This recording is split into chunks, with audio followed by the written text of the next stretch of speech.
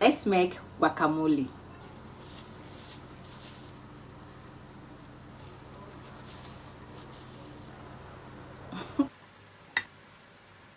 Tomato, onion.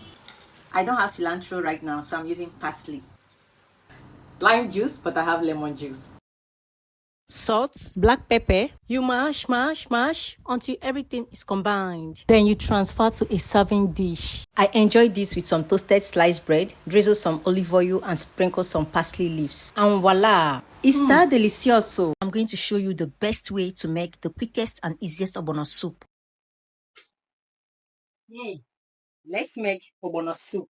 You can use any protein of your choice. Today, I'm using beef. I started by cutting the beef to my desired size. I seasoned the beef with onion, salt, seasoning cube, and blended pepper.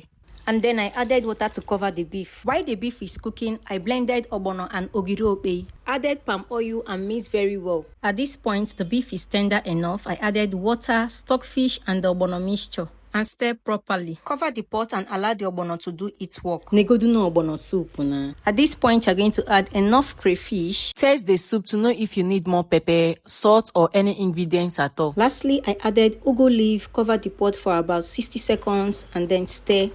I serve myself with this delicious ogbono soup with freshly made semo. Don't forget to follow, like, and comment. Grill pan. Extra virgin olive oil, sliced bread,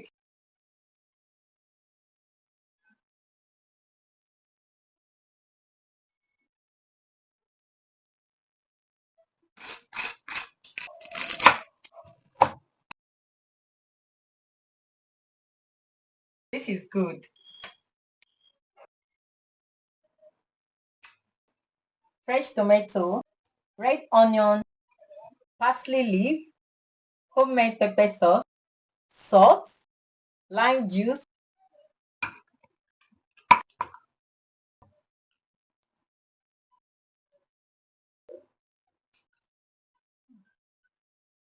I want to try this.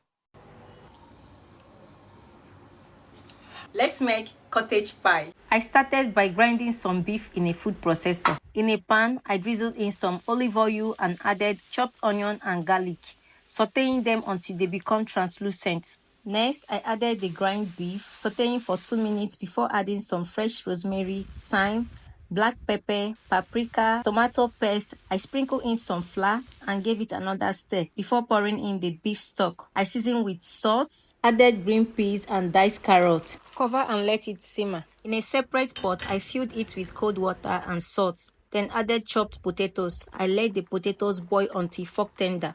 Once done, I drained the water, added a good amount of butter, mashing the potatoes until they are perfectly smooth. Adding egg yolk for extra creamy mashed potato. After a few minutes of simmering the beef, this is how moist you want it to be. In an oven-safe dish, I layered the beef mixture followed by the creamy mashed potatoes on top. I used a fork to create a beautiful pattern, which will give it a lovely finish once it comes out of the oven. Bake for 20 to 25 minutes. This cottage pie came out so beautiful and tastes amazing. I hope you're going to try this recipe. Don't forget to follow, like, and comment. Kaisieji no baka. Ite. Mmanụ nri. Alịbọsa. Ose mmiri. Nnu. Ụgba. Ụtasị. Nnu. Ji.